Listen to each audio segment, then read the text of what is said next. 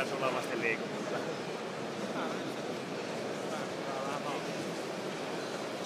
No mut auto Robotics aika niinku.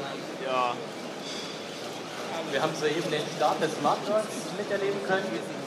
Der Smartbird ist ja auch bodenstartfähig. Die Leistungsaufnahme beim Start beträgt nur knapp über 20 Watt.